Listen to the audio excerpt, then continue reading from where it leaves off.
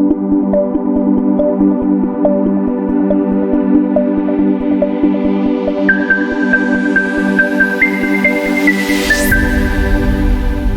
student, now talking about the last topic of blood, that is the disorder associated with blood.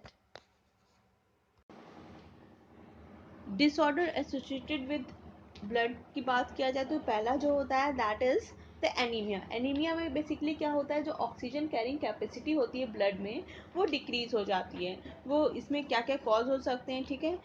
ये कह सकते हैं कि हमारा जो है आरबीसी का जो कंटेंट है, आरबीसी का काउंट है वो कम हो जाए, ठीक है, या फिर हीमोग्लोबिन का जो लेवल है वो भी जो है नॉर्मल से कम हो जाता है. कॉज डिस्ट्रक्शन हो जाए आरबीसी का, ठीक है, या हीमोग्लोबिन का डिस्ट्रक्शन हो जाए, इंजरी हो जाए किसी प्रकार से, जो है कह सकते हैं मेंस्ट्रुएशन जो पीरियड होता है उसकी वजह से भी जो है ब्लड का लॉस हो जाता है एक्सेस अमाउंट में, उससे हमारी आरबीसी या हीमोग्लोबिन का लॉस हो सकता है, ठीक है. सिम्टम्स क्या क्या होंगे, सिम्टम्स में बेसिकली हम ये कह सकते हैं पर्सन विल फील फैटीग, ठीक है, थकावट महसूस होगी, या इंटॉलरेंस टू कोल्ड, वो कोल्ड को ज़्यादा ठंड को जो है बर्दाश्त नहीं कर सकता है. स्किन अपीयर होगी पेल कलर की, ठीक है, और ब्रेथ में मतलब ब्रीदिंग करने में भी जो है प्रॉब्लम होती है, मतलब स्लो ब्रीदिंग हो जाती है, ठीक है. तो डेवलप ब्रीथलेसनेस. नेक्स्ट अगर देखा जाए कि कितने टाइप के एनीमिया होते हैं, तो यहाँ पर मैंने स्पेसिफाइड किया है, जैसे कि आयरन डिफिशियंसी एनीमिया है, मेगालोब्लास्टिक एनीमिया है, या पर्नीशियस है, aplastic, thalassaemia, haemorrhagic and haemolytic anaemia. तो आयरन डिफिशियंसी एनीमिया की अगर हम बात करते हैं, इसमें होता क्या है, आयरन डिफिशियंसी नाम से डिनोटेड है, आयरन की कमी हो जाती है. तो अभी जैसे मैंने आप लोग को फॉर्मेशन बताया है हीमोग्लोबिन का, उसमें ये बताया था कि जो हीम का फॉर्मेशन होता है कैसे होता है, वो होता है with in the presence of iron, ठीक है. मतलब हम कह सकते हैं आयरन की इन्वॉल्वमेंट होती है, जिसकी वजह से क्या होता है, हमारा जो है हीम का फॉर्मेशन होता है. ये फर्दर हीम क्या करता था, ये ग्लोबिन से बाइंड होकर हीमोग्लोबिन का फॉर्मेशन करता था, ठीक है. तो अब अगर जो है हम किसी वजह से, अगर मान लीजिए कॉज क्या हो सकता है कि हम जो है लो डाइट ले रहे हैं, ठीक है, इसमें आयरन की इतनी भरपूर मात्रा हम नहीं ले पा रहे हैं, या ब्लड का किसी वजह से लॉस हो गया, या मेंस्ट्रुएशन इंक्रीज हो गया, जिसकी वजह से क्या हो गया, आयरन उतने अमाउंट में नहीं मिल पाया हमें, ठीक है. जब आयरन की कमी हो जाएगी तो मतलब क्या होगा, हीम का अच्छे से फॉर्मेशन नहीं हो पाएगा. अब जब हीम का अच्छे से फॉर्मेशन नहीं हो पाएगा तो हम ये कह सकते हैं जो हीमोग्लोबिन का लेवल है वो क्या हो जाएगा, डिक्रीज हो जाएगा, उतने अमाउंट में हीमोग्लोबिन नहीं बन पाएगा, ठीक है. तो ये तो बात हो जाती है आयरन डिफिशियंसी में. नेक्स्ट जो टाइप होता है that is the megaloblastic anaemia. Megaloblastic anaemia में क्या होता है, इसमें इनटेक जो विटामिन B12 या फॉलिक एसिड का होता है वो कम होता है, ठीक है. इनएडिक्वेट हम कह सकते हैं इनटेक होता है vitamin B12 and folic acid का, ठीक है. तो इसमें बेसिकली होता क्या है, जो हमारी आरबीसी, जो sorry not RBC, that is जो हमारे रेड बोन मैरोज होती हैं उसमें जो है आरबीसी का जो साइज है वो इनलार्ज हो जाता है, ये कह सकते हैं एबनॉर्मल हो जाता है, ठीक है. सो बेसिकली ये केस हो जाता है मेगालोब्लास्टिक एनीमिया में, ठीक. कॉजेस क्या हो सकते हैं, ड्रग्स कई सारे होती हैं जो कि जो है जो हमारा गैस्ट्रिक सिक्रीशन है वो अल्टर कर सकती हैं, जिसकी वजह से क्या होता है, ये जो है जो इंट्रिंसिक फैक्टर्स होते हैं वो बाइंड नहीं हो पाते हैं B12 से, ठीक है, और हमें उतने अमाउंट में जो है B12 नहीं मिल पाता है. और हम ये जानते हैं B12 बेसिकली डीएनए, जो आरबीसी का जो डीएनए है उसके मेच्योरेशन में हेल्प आउट करती है, ठीक है, डीएनए को मेच्योर करती है. सो इसी की वजह से हमारा जो क्या कॉज होता है, मेगालोब्लास्टिक एनीमिया. नेक्स्ट है that is pernicious anaemia. Pernicious anaemia में क्या होता है, जो हमारे जो रेड बोन मैरो होता है उनमें डिस्ट्रक्शन अकर हो जाता है, ठीक है.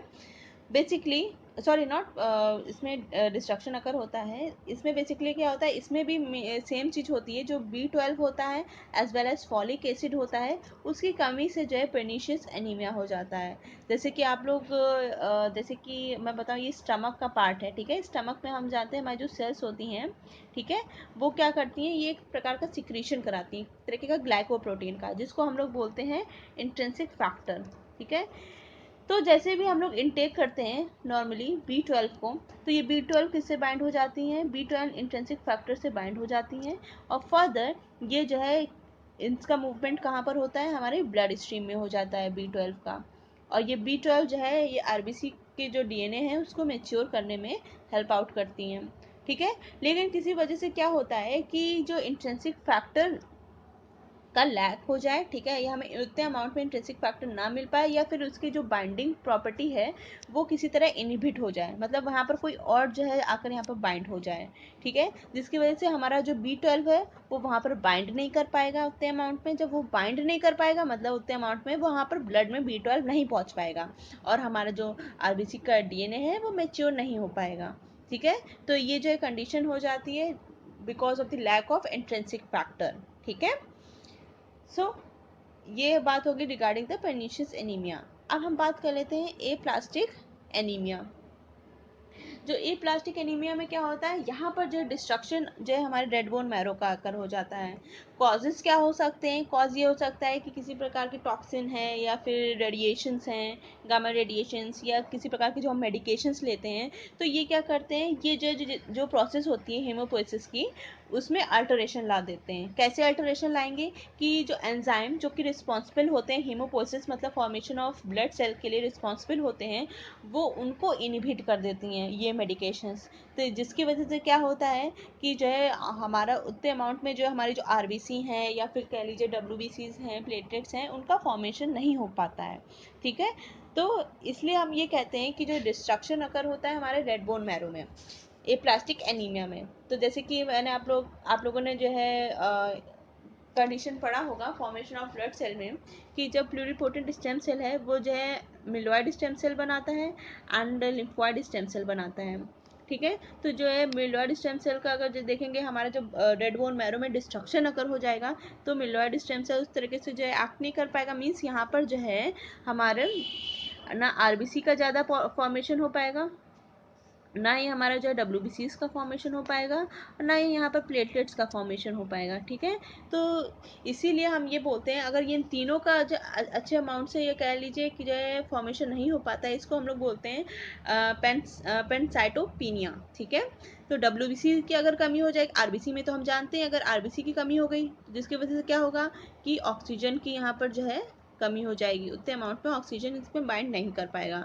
WBC की अगर यहाँ पर कमी हो गई तो फिर क्या होगा, WBC की कमी हो गई मतलब इन्फेक्शन बढ़ेगा, क्योंकि इन्फेक्शन को प्रिवेंट करने का काम हमारा WBC का है, लेकिन यहाँ पर इन्फेक्शन बढ़ जाएगा क्योंकि यहाँ पर मात्रा WBC की कम है। प्लेटलेट्स की अगर बात किया जाए, अगर प्लेटलेट कमी हो जाएगी जिसकी वजह से क्या हो सकता है कि यहाँ पर क्लॉटिंग उस हिसाब से नहीं हो पाएगी, क्योंकि प्लेटलेट काम क्या होता है, ब्लड को क्लॉट करने का, तो क्लॉटिंग हो नहीं पाएगी। अब जब क्लॉटिंग हो नहीं पाएगी तो यहाँ पर क्या बढ़ जाएगा, यहाँ पर ब्लीडिंग होने लगेगी ज़्यादा अमाउंट में, ठीक है।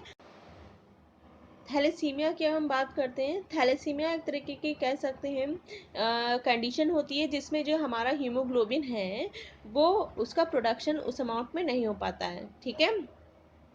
और साथ साथ क्या होता है, जो सेल मेम्ब्रेन होती है उसकी भी फ्राइबिलिटी बढ़ जाती है, ठीक है, सेल मेम्ब्रेन की जो है फ्राइबिलिटी बढ़ जाती है, और हमारा जो हीमोग्लोबिन है उस अमाउंट में उसका प्रोडक्शन नहीं हो पाता है, ठीक है, डिफिशियंसी हो जाती है हमारे हीमोग्लोबिन की। ये किस वजह से होता है, थैलेसीमिया में बेसिकली दो प्रकार के थैलेसीमिया होते हैं, एक अल्फा थैलेसीमिया होता है, एक बीटा थैलेसीमिया होता है, ठीक है। इनका एक्शन होता कहाँ पर है, यहाँ पर जो है ग्लोबिन है, ग्लोबिन की डिफिशियंसी हम जानते हैं, जो हमारा हीमोग्लोबिन है एक हीम का बना हुआ है, एक ग्लोबिन पार्ट का है, ठीक है। तो ग्लोबिन बेसिकली क्या कंटेन करता है, दो अल्फा चेन कंटेन करता है and two beta chain amino acids की, ठीक है। तो बेसिकली होता क्या है, हमारे ग्लोबिन में जो डिफिशियंसी हो जाती है हमारे ग्लोबिन की, जिसकी वजह से अगर आप कह सकते हैं एक अल्फा चेन होगी, ठीक है, या मान लीजिए जो है यहाँ पर दो सिर्फ बीटा चेन होंगी, ठीक है, एक अल्फा सिर्फ चेन है, इसलिए इसको जो है हम इस थैलेसीमिया को बोलते हैं अल्फा थैलेसीमिया, ठीक है। अगर ग्लोबिन में अगर जो है हम कह सकते हैं बीटा चेन में किसी प्रकार की डिफिशियंसी हो जाए, मतलब यहाँ पर 2 अल्फा है और एक बीटा है, तो इसको हम लोग क्या बोलेंगे, बीटा थैलेसीमिया बोलेंगे, ठीक है। तो यहाँ पर जो डिफिशियंसी हमारे कहाँ पर हो जाती है, ग्लोबिन की चेन में, ठीक है। इस वजह से क्या होता है, हीमोग्लोबिन का उस अमाउंट में प्रोडक्शन नहीं हो पाता है, और जो सेल की फ्राइबिलिटी होती है, ठीक है, वो इंक्रीज हो जाती है, बहुत मुलायम हो जाते हैं सेल मेम्ब्रेन, ठीक है। और यहाँ पर हाँ, यहाँ पर फिर जब मुलायम हो जाते हैं सेल मेम्ब्रेन, ठीक है, फाइबिलिटी इंक्रीज हो जाती है, जिसकी वजह से क्या हो सकता है, हीमोलिसिस की कंडीशन भी अगर हो सकती है, मतलब हीमोलिसिस मीन्स रप्चर हो जाता है सेल मेम्ब्रेन, ठीक है। नेक्स्ट जो टाइप है दैट इज हीमोरेजिक एनीमिया, ठीक। ये जो हीमोरेजिक एनीमिया होता है ये एक तरीके का कह सकते हैं, इसमें किसी प्रकार क्या हो जाता है, या तो कट लग जाए, ठीक है, या फिर एक्सेस अमाउंट में जो है ब्लीडिंग होने लगे, ठीक है, या स्टमक अल्सर हो, या हैवी मेंस्ट्रुएशन हो, ठीक है। इस कारण क्या होता है कि एक्सेस अमाउंट में हमारे जो आरबीसी हैं उनका लॉस हो जाता है, ठीक है, उनका लॉस हो जाता है, जिस वजह से क्या होता है कि इनकी मात्रा जब कम हुई तो ऑक्सीजन की मात्रा फिर क्या होगी, ऑक्सीजन कैरिंग कैपेसिटी तो भैया कम हो गई, तो इसीलिए जो है ऑक्सीजन की भी मात्रा क्या हो जाती है, कम हो जाती है। तो ये आ जाता है हीमोरेजिक एनीमिया, ठीक है। लास्ट जो टाइप होता है एनीमिया का, that is haemolytic anaemia. Haemolytic anaemia क्या है, ये भी एक प्रकार की इनहेरिटेड कंडीशन होती है जिसमें जो आरबीसी होता है पूरी तरह डिस्ट्रॉय हो जाता है, फास्टर रेट में यहाँ पर डिस्ट्रक्शन होता है, ठीक है। बेसिकली जो आरबीसी की जो प्लाज्मा मेम्ब्रेन होती है, ठीक है, ये आरबीसी की जो प्लाज्मा मेम्ब्रेन होती है वो रप्चर हो जाती है। जब वो रप्चर हो जाती है तो यहाँ जो अंदर हमारा क्या प्रेजेंट रहता है, आरबीसी में हीमोग्लोबिन प्रेजेंट रहता है, वो प्लाज्मा में एंटर कर जाता है, ठीक है। अब जो प्लाज्मा में एंटर कर गया तो ये जो ऑर्गन्स हैं उनमें इफेक्ट डालने लगता है, जैसे कि किडनी में, ठीक है। किडनी में क्या करेगा, ये किडनी की जो फिल्टरिंग यूनिट्स होती हैं, ठीक है, उसको डैमेज करने लगेगा, तो यहाँ पर हमारा किडनी डैमेज भी हो सकता है, ठीक है। अब हम ये भी कह सकते हैं यहाँ पर बिलिरुबिन की भी मात्रा भी बढ़ सकती है। बिलिरुबिन की जब मात्रा बढ़ेगी तो ये कहाँ पर एंटर करेगा, बिलिरुबिन जो है हमारा जो ब्लड ब्रेन बैरियर है उसको क्रॉस कर सकता है, ठीक है, और हमारे जो है ब्रेन को भी जो है हार्म पहुंचा सकता है, न्यूरोलॉजिकल डिसऑर्डर्स भी यहाँ पर अकर हो सकती हैं। तो ये जो है हीमोलिटिक कंडीशन हो गई, ठीक है। तो ये सारे टाइप्स हो जाते हैं एनीमिया के। नेक्स्ट जो टाइप होता है एनीमिया का, that is the sickle cell anaemia, ठीक है। सिकल सेल एनीमिया बेसिकली क्या होता है, एक तरीके का ये कह सकते हैं, बेसिकली यहाँ पर एबनॉर्मल टाइप ऑफ हीमोग्लोबिन का फॉर्मेशन होने लगता है। एबनॉर्मल टाइप ऑफ हीमोग्लोबिन को हम लोग जो डिनोट करते हैं H B S, H B S का अगर फुल फॉर्म देखा जाए that is sickle cell haemoglobin, ठीक है। तो यहाँ पर एबनॉर्मल काइंड हीमोग्लोबिन का प्रोडक्शन होने लगता है, ठीक है। जो है एच बी एस का काम क्या होता है, ये जो है जो आरबीसी की शेप होती है उसको डिस्टॉर्ट करते हैं, उसको जो है बर्बाद करने का, ठीक है, काम जो है इन हीमोग्लोबिन का होता है, ठीक है। जिसकी वजह से क्या होता है, ये जो आरबीसी का जैसे हम देख सकते हैं नॉर्मल डिश शेप का इसका स्ट्रक्चर होता है, वैसे होकर ये क्या हो जाता है, सिकल शेप का हो जाता है, ठीक है। सिकल शेप कह लीजिए या फिर कह लीजिए रॉड शेप का इसका स्ट्रक्चर हो जाता है, ठीक है। जिसके ये इसके अंदर फिर क्या होता है, जो हमारे जो हीमोग्लोबिन होता है ना, ये ज़्यादा अमाउंट में ऑक्सीजन को बाइंड नहीं कर पाता है, ठीक है। ऑक्सीजन बाइंडिंग कैपेसिटी क्या हो जाती है, डिक्रीज हो जाती है। इसकी वजह से क्या होता है, हमारे जो ऑक्सीजन का लेवल है वो अल्टीमेटली डिक्रीज हो जाता है। तो ये बात होगी सिकल सेल एनीमिया, ठीक है। सो एनीमिया का पार्ट यहाँ पर ख़त्म होता है। एंड जो लास्ट जो डिजीज़ जैसे मैंने इसमें मेंशन आउट किया है, second last disease is haemophilia and last one is the leukaemia. तो हीमोफीलिया का अगर केस देखते हैं तो यहाँ पर क्या होता है, यहाँ पर जो है एक्सेसिव अमाउंट ऑफ ब्लीडिंग होने लगती है, ठीक है। सिम्टम्स जैसे हीमोरेज कंडीशन है या नोज ब्लीडिंग है या फिर यूरिन के थ्रू ब्लड का एक्सेस अमाउंट में लॉस होना, ठीक है। तो ये किस वजह से हो सकता है, कई सारे फैक्टर्स हो सकते हैं। एक हम ये कह सकते हैं या तो डिफिशिएंसी हो जाए क्लॉटिंग फैक्टर्स की, ठीक है, तो इस वजह से जो है क्लॉटिंग फैक्टर्स एक्टिवेट नहीं हो पाते, वहाँ पर क्लॉटिंग हो नहीं पाती है, प्लेटलेट्स की डिफिशिएंसी हो जाए, तो कई सारी कंडीशंस अकर हो सकती हैं हीमोफीलिया में। लास्ट जो होता है दैट इज ल्यूकेमिया। ल्यूकेमिया जो है नाम से डिनोटर है, यहाँ पर ल्यूकोसाइट्स की अगर बात किया जा रहा है, ठीक है, मतलब डब्ल्यूबीसीज में यहाँ पर कुछ ना कुछ इफेक्ट आ रहा है। तो बेसिकली यहाँ पर जो डब्ल्यूबीसीज होते हैं उनका एबनॉर्मली प्रोडक्शन होने लगता है, इनको हम लोग कैंसरस सेल्स भी बोलते हैं, ठीक है। तो ये जो है टाइप्स हो गए disorders that are associated with blood, ठीक है। Till then thank you.